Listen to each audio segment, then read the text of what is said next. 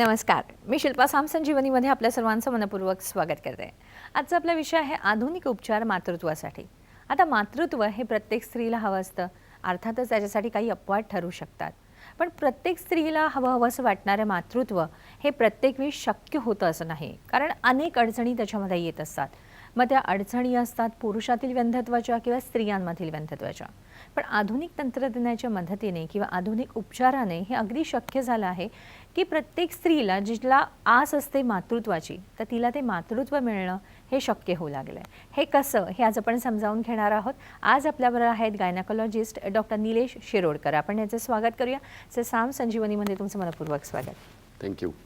तुमच्या मनामध्ये जे जे काही प्रश्न असतील ते तुम्ही नक्कीच विचारा. पण तत्पूर्वी डॉक्टरांबद्दल मी आपल्याला परिचय करून देते. डॉक्टर निलेश शिरोडकर हे MD आहेत, गायनाकोलॉजिस्ट आहेत. ते मुंबई युनिव्हर्सिटीचे आणि ते स्पेशल इंटरेस्ट आहे त्यांना इन्फर्टिलिटी, लॅप्रोस्कोपिक सर्जरी आणि हाय रिस्क प्रेग्नन्सीमध्ये. अर्थातच ह्याबद्दल देखील आपण त्यांच्याकडनं जाणून घेणार आहोत की हाय रिस्क प्रेग्नन्सी जी आहे ती नेमकं कशाला आणि कोणाला म्हटलं जातं. आणि याबरोबरच त्यांनी या सगळ्यांचं जे ट्रेनिंग आहे ते त्यांनी जर्मनीमधनं किंवा इंग्लंडमधनं फिनलँडमधनं घेतलेलं आहे. आणि ह्याच्यामध्ये बरोबरीने जवळजवळ गेली 25 वर्ष ते काम करत आहेत. तुमच्या मनामध्ये जे जे काही प्रश्न असणार आहेत ना ते तुम्ही आता डॉक्टरांना थेट विचारू शकता. आपला फोन नंबर लिहून घ्या. आपला फोन नंबर असा आहे 6684333333. मुंबई बाहेरील सगळ्या प्रेक्षकांनी 022 # कोड लावायचा आहे. चला तर कार्यक्रमाला सुरुवात काय. डॉक्टर, असं म्हटलं जातं बऱ्याच कुटुंबांमध्ये की आता मला मूल झालं की माझा वंश हा पुढे नेणार आहे. पण प्रत्येकाच्याच नशिबी असं सुख लिहिलं असतं असं नाही. पण आता मात्र हे हळूहळू शक्य होऊ लागले, कारण असे बरेच आधुनिक उपचार आपल्याला दिसून येत आहेत. सर, ह्याबद्दल तुम्ही काय सांगाल सुरुवातीलाच? आपलं वंश पुढे चालू ठेवणं म्हणजे आपली जी गुणसूत्र आहेत ती काळाच्या पुढच्या टप्प्यात पाठवणं. प्रत्येक व्यक्तीचं गुणसूत्र हे 46 गुणसूत्रांनी बनलेले असतात. त्याच्यापैकी 23 गुणसूत्र आईकडून येतात आणि 23 वडिलांकडून येतात. तर ती गुणसूत्र आपल्यानंतर काळाच्या पुढच्या टप्प्यात पाठवणे याला आपण वंश चालू ठेवणे असं म्हणतो. आणि आता आधुनिक उपचार पद्धतीमुळे आपल्याला हे नक्कीच शक्य आहे. नक्कीच. सर, जेव्हा आपण इन्फर्टिलिटी म्हणतो ती पुरुषांमध्ये देखील असते, स्त्रियांमध्ये देखील असते. तर हळूहळू जर आपण बघितलं तर ह्याचं प्रमाण वाढताना आपल्याला दिसू लागलंय. तुम्ही इतके वर्ष एक म्हणजे सुप्रसिद्ध गायनिक म्हणून काम करत आहात, तर तुमच्या दृष्टीने ह्या सगळ्या बाबी तुम्हाला कशा दिसून येतात? इन्फर्टिलिटीचं प्रमाण वाढलंय याचं महत्त्वाचं कारण म्हणजे आता लोकांचा दृष्टिकोन बदललेला आहे. पूर्वी ते घरीच राहायचे, पण आता ते डॉक्टरांच्याकडे जास्त प्रमाणात जातात. आणि डॉक्टरांच्याकडे सुद्धा नवीन नवीन पद्धती आल्यामुळे ते जास्त पेशंटला त्याच्याबद्दल ट्रीटमेंट देऊ शकतात. आणि त्याच्यामुळे त्याचं प्रमाण वाढले आपल्याला दिसून येतं. त्याचबरोबर आपल्याला जे आजूबाजूला पोल्युशन दिसतंय, खाण्यापिण्याच्या पद्धती वेगळ्या असतात, त्याच्यामुळे सुद्धा इन्फर्टिलिटीचं प्रमाण वाढलेलं आहे. नक्कीच. सर, बऱ्याच वेळा असं म्हटलं जातं की काही ठराविक गोष्टी असतात ते आई बाबा होण्यासाठी म्हणून त्या जोडप्यामध्ये असणं हे आवश्यक असतं. या कोणत्या गोष्टी आहेत सर? आता आईमध्ये अंडाशयाचं काम व्यवस्थित चालू असणं हे मिनिमम रिक्वायरमेंट आहे. जर तिचं अंडाशयाचं काम व्यवस्थित चालू असेल तर आपण तिची गुणसूत्र वापरून प्रेग्नन्सी तयार करू शकतो. अंडाशयाचं काम कमी जरी झालं असेल तरी सुद्धा आपण वेगवेगळ्या प्रकारचे इंजेक्शन्स देऊन, स्टिम्युलेशन देऊन अंडाशयाचं काम वाढवून आपण प्रेग्नन्सीसाठी प्रयत्न करू शकतो. तसंच पुरुषांमध्ये कमीत कमी 1 मिलियन तरी शुक्रजंतूंची संख्या वीर्यामध्ये असायला पाहिजे, त्यावेळेस आपण प्रेग्नन्सीसाठी प्रयत्न करू शकतो. पण समजा वीर्यामध्ये शुक्रजंतू नसतील आणि जे टेस्टीजमध्ये असतील तर आपण टेस्टीजमधले शुक्रजंतू सुद्धा ॲस्पिरेट करून प्रेग्नन्सीसाठी प्रयत्न करू शकतो. म्हणजे आता असं झालेलं आहे की उपचार एवढे पुढे गेलेले आहेत की सगळ्या स्त्रियांना आणि सगळ्या पुरुषांना आई बाबा होण्याचं नक्कीच त्यांना शक्य होईल. नक्कीच. सर, जसं तुम्ही म्हणालात की या सगळ्या गोष्टी शक्य होण्याजोग्या आहेत, पण मुळातच की अशी बरीच कारणं आपल्याला दिसून येतात की स्त्रीला व्यंधत्वासाठी ते कारणीभूत ठरतात. ही कारणं नेमकी कोणती आहेत? वंध्यत्व याचं आपण जर डेफिनेशन बघितली तर लग्नाला 1 वर्ष झालं आणि त्यांचा रेग्युलर इंटरकोर्स होत असेल कोणतेही कॉन्ट्रासेप्टिव्ह न वापरता आणि त्यांना जर प्रेग्नन्सी नाही राहिली तर आपण वंध्यत्व आहे असं म्हणतो. आणि त्याच्यानंतर वेगवेगळे इन्व्हेस्टिगेशन्स केले जातात आणि कारणं शोधली जातात. आता जर 100 कपल्समध्ये आपल्याला इन्फर्टिलिटी आढळली त्याच्यापैकी 50% हे पुरुषांचं कारण असतं आणि 50% स्त्रियांचं कारण असतं. तर गर्भनलिका बंद असणे किंवा अंडाशयाचं काम कमी होणे किंवा पॉलिसिस्टिक ओव्हरीज हा एक आजार आहे, त्याच्यामुळे सुद्धा प्रेग्नन्सी राहण्याला अवघड जातं. असे खूप वेगवेगळे कारण आहेत. अच्छा, आणि पुरुषांमधली काय सर कारणं दिसून येतात? पुरुषांमधलं मुख्य कारण आहे शुक्रजंतूंची संख्या कमी होणं. आणि शुक्रजंतूंची संख्या कमी होणं याच्या मागे वेगवेगळी कारणं असतात. डायबिटीस आहे, थायरॉइडचा प्रॉब्लेम आहे, किंवा लिपिड प्रोफाईल जर नॉर्मल नसेल तर त्याच्यामुळे राहत नाही प्रेग्नन्सी.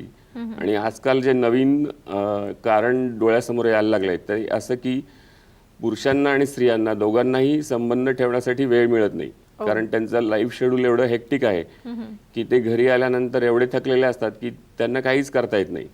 आणि मुख्य कारण हे आता नवीन कारण आहे, पण ते सुद्धा पुढे येत आहे.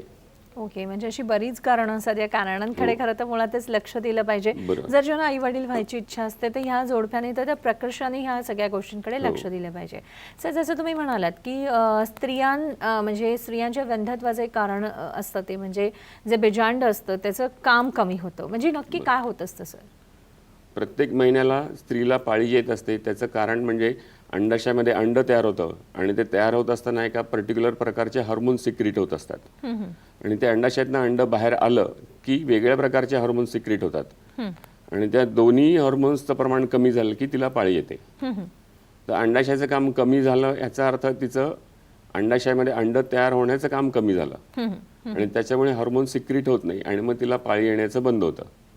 त्याला आपण रजोनिवृत्ती म्हणजे मेनोपॉज असं म्हणतो. युजली हे बायकांमध्ये 45 ते 50व्या वर्षापर्यंत होतं. पण काही स्त्रियांमध्ये काही वेगवेगळ्या कारणांमुळे कमी वयामध्ये सुद्धा हे होण्याची शक्यता असते. म्हणजे 25 वय 30 वय त्या वयात सुद्धा रजोनिवृत्ती होऊ शकते. आणि ते कारण शोधून काढलं म्हणजे या बाईला रजोनिवृत्ती झाली आहे आणि मग त्याची ट्रीटमेंट केली की तिला सुद्धा प्रेग्नेन्सी राहण्याची शक्यता असते. म्हणजे कारण हा ट्रान्झिशन पिरियड असतो. अंडाशयाचं काम कमी कमी होत जातं आणि मग बंद होतं. अचानक एक दिवशी एकदम चांगलं आणि एकदम बंद झालं असं होत नाही. तर त्याच्यासाठी AMH नावाची एक टेस्ट आहे. ती जर ब्लड टेस्ट आपण केली आणि तिची व्हॅल्यू जर कमी असेल तर आपल्याला समजतं की अंडाशयाचं काम कमी झालंय. आणि मग त्याच्यात अंडी तयार होण्यासाठी वेगवेगळ्या प्रकारचे इंजेक्शन्स देऊन स्टिम्युलेशनचे इंजेक्शन्स देऊन आपण अंडी तयार करू शकतो. ओके, म्हणजे अंडाशयाचं काम कमी झालं तरी सुद्धा आपण प्रेग्नन्सी देऊ शकतो त्या बाईला.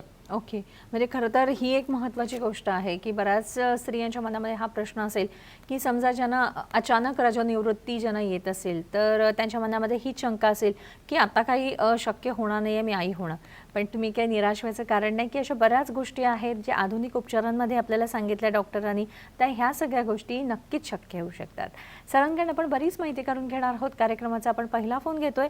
रुपाली आपल्याशी बोलतात पुण्याहून. हॅलो, नमस्कार. हॅलो, नमस्कार. नमस्कार.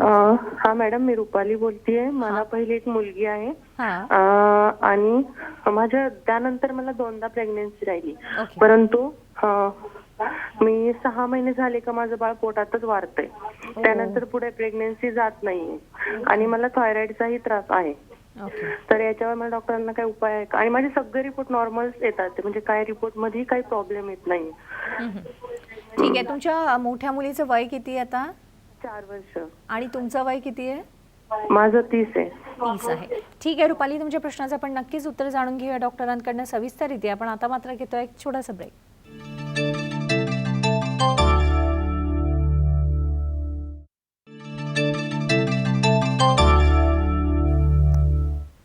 ब्रेकनंतर पुन्हा एकदा आपल्या सर्वांचं मनपूर्वक स्वागत. आज आपण माहिती करून घेत आहोत ते आधुनिक उपचार मातृत्वासाठी.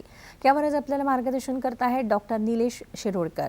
खरं तर अशा बऱ्याच गोष्टी असतात ज्या आपल्याला डॉक्टरांकडनं माहिती करून घेणं हे आवश्यक असतं. आणि ज्यांना मातृत्वाचं सुख लाभत नाही पण इच्छा मात्र खूप असते, अशांसाठी तर ते अतिशय उपयुक्त असं ठरू शकतं. तर तुमच्या मनातील जे जे काही प्रश्न असेल तुम्ही नक्कीच विचारा. पण रुपाली यांनी जो ब्रेकवर जाण्यापूर्वी प्रश्न विचारला होता, या प्रश्नाचं आपण उत्तर जाणून घेऊया. डॉक्टर, त्यांचं वयवर्ष आहे 30, 4 वर्षाची त्यांना आधीच मुलगी आहे. पण त्यांचं असं म्हणणं आहे की जेव्हा सेकंड चान्स घ्यायला त्यांनी प्रयत्न केले होते तेव्हा 2दा त्यांचं ऑपरेशन झालंय. जे बाळ आहे ते 6व्या महिन्यातच गेलेलं आहे. तर मग सर अशा वेळी, आणि त्याचे रिपोर्ट्स नॉर्मल आहेत, तर अशा वेळी त्यांनी काय केलं पाहिजे आणि काय असू शकेल? बरोबर. सगळ्यात आधी त्यांनी थायरॉइडच्या गोळ्या कंटिन्युअस प्रेग्नन्सीमध्ये चालू ठेवायला पाहिजेत. कारण त्यांचा थायरॉइडला प्रॉब्लेम आहे आणि त्याच्या गोळ्या चालू आहेत असं त्या म्हणाल्या. बरोबर. आणि प्रेग्नन्सी राहिल्यानंतर दर 4 आठवड्यात थायरॉइडची टेस्ट, ती TSH आपण म्हणतो, ती त्यांनी करायला पाहिजे. आणि थायरॉइडचा रिपोर्ट बघून त्याप्रमाणे गोळ्यांचा डोस ॲडजस्ट करायला पाहिजे. कारण बऱ्याच वेळेस प्रेग्नन्सीमध्ये बायका थायरॉइडच्या गोळ्या बंद करतात. ओ. आणि त्याच्यामुळे अबॉर्शन होण्याची शक्यता असते. हे एक कारण झालं. दुसरं कारण असं असू शकतं की बोला ना सर. गर्भपिशवीचं तोंड जर अचानक उघडलं, ते अशक्त असेल, तर 6 महिन्यामध्ये डिलिव्हरी होण्याची शक्यता असते. तर त्याच्यासाठी त्यांना 16 आठवडे झाल्यानंतर गर्भपिशवीचं तोंड असतं ते बंद करून घेण्यासाठी टाका घेण्याची आवश्यकता असते.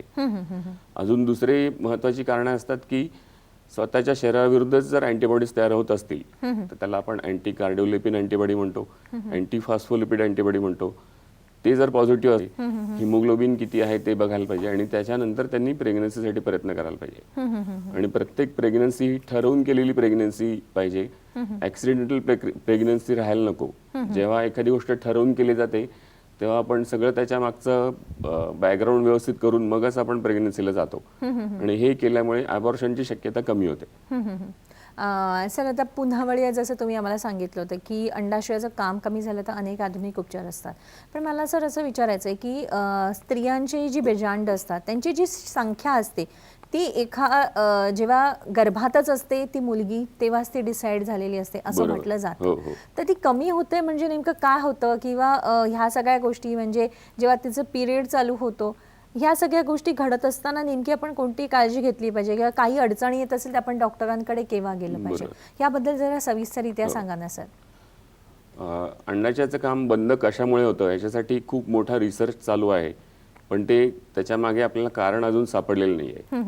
पण जर रेग्युलर आहार आणि रेग्युलर व्यायाम जर चालू ठेवला तर आपण हे थोडंफार पुढे ढकलू शकतो. आता आपण बऱ्याच पेशंटमध्ये पॉलिसिस्टिक ओव्हरीज बघून येतो, म्हणजे आपल्याला सापडतात. तर त्या पॉलिसिस्टिक ओव्हरीजमध्ये एका वेळेस जास्त अंडी तयार होतात आणि त्याच्यामुळे त्यांना प्रेग्नन्सी राहत नाही. तर ह्याचं मुख्य ट्रीटमेंट असतं की त्यांनी रेग्युलर आहार घ्यायला पाहिजे आणि एक्सरसाइज करायला पाहिजे. रेग्युलर आहार म्हणजे काय, जेवणामध्ये सगळ्या प्रकारच्या गोष्टी त्यांनी खायला पाहिजे, पण सकाळी उठल्यापासून रात्री झोपेस्तोपर्यंत दर 2 तासांनी थोडं थोडं खाणं हे मुख्य पथ्य असतं त्याच्यासाठी. आणि रोज 1 ते 1.5 तास चालणे, 4-5 मिनिटं दोरीच्या उड्या आणि 20 सूर्यनमस्कार हा साधा व्यायाम त्यांनी घरच्या घरी जर केला. ती ब्लॉक झाल्यामुळे त्यांना काही प्रॉब्लेम येतो ह्याचा अर्थ ते डॉक्टरांकडे गेलेले आहेत, तर मग डॉक्टरांनी त्यांना ऑपरेशन करायचं लायप्रोस्कोपी करायची त्याने सुचवली असेल तर त्यांनी करून घ्यावी की नाही करून घ्यावी, नेमकं काय करावं सर? ट्यूब्स ब्लॉक आहेत हे आपण दुर्बिणीतून एकदा बघायला पाहिजे की ट्यूब कशामुळे ब्लॉक आहे. जर ते टीबीचं इन्फेक्शन असेल तर त्याची ट्रीटमेंट करणं महत्त्वाचं आहे. आणि बऱ्याच वेळेस हिस्ट्रोसल्पिंगोग्राफी आपण एक्सरे काढत असताना खूप दुखतं पेशंटला आणि त्याच्यामुळे ट्यूब स्पाझममध्ये जातात आणि त्या बंद आहेत असा रिपोर्ट येतो. आणि लॅप्रोस्कोपी करत असताना जनरल अनेस्थेशियाच्या अंडर आपण जेव्हा खालून डाय टाकतो त्यावेळेस त्या आपल्याला दिसतात की दोन्ही बाजूच्या ट्यूब्स ओपन आणि नॉर्मल आहेत. तर हे त्यांनी कन्फर्म करायला पाहिजे की आपली ट्यूब खरोखर ब्लॉक आहे का नाही, आणि जर ब्लॉक असेल तर आपल्याला टीबीचं इन्फेक्शन आहे की नाही. आणि टीबीचं इन्फेक्शन असेल तर त्याचा 6 महिन्याचा कोर्स पूर्ण करून मगच त्यांनी ती ट्यूब ओपन करायचा प्रयत्न करायला पाहिजे. म्हणजे त्याच्या मागे एवढ्या सगळ्या गोष्टी असू शकतात, तर योग्य ते इन्व्हेस्टिगेशन करून घेणं हे आवश्यक आहे. एक फोन घेतोय नागपूरहून, आपल्याशी दीपक बोलतायत. हॅलो नमस्कार. Hello hello. हॅलो नमस्कार. हा नमस्कार. नागपूरहून दीपक बोलतोय. हा नमस्कार मॅडम, मी नागपूरहून दीपक बोलतोय. हा बोला. डॉक्टर साहेबांना हे विचारत होतो, माझ्या बहिणीचं आहे ना, त्यांचं लग्न झालं 5-6 वर्षाले आणि त्यांना 27-28 वय आहे आणि जवायांचं वय आहे 33-34. तर त्यांना ते अजून प्रेग्नन्सी राहत नाही आणि राहते तर 1.25 महिन्या जवळपास नंतर तो पडून जातो. 1-1.25 महिन्या 1.5 महिन्यानंतर ते होऊन जाते आपोआप. त्याच्याबद्दल विचारत होतो. ओके, हे तुम्ही सांगितलं, पण तत्पूर्वी तुम्ही कुठल्या डॉक्टरांकडे गेला होता का? त्यांचा फोन खरं तर कट झालेला आहे. बऱ्याच प्रश्नांची आपल्याला डॉक्टर सरांकडून उत्तरं जाणून घ्यायची आहेत. ह्यांच्या प्रश्नाचं देखील आपण उत्तर जाणून घेऊया. खरं तर त्यांनी प्रश्न जो आहे तो अर्धवट राहून गेलेला आहे, तरी सुद्धा माझ्या मते जे काही मला शक्य होईल तेवढे डॉक्टरांकडून माहिती करून घेण्याचा प्रयत्न करीनच. पण आता मात्र घेतो एक छोटासा ब्रेक.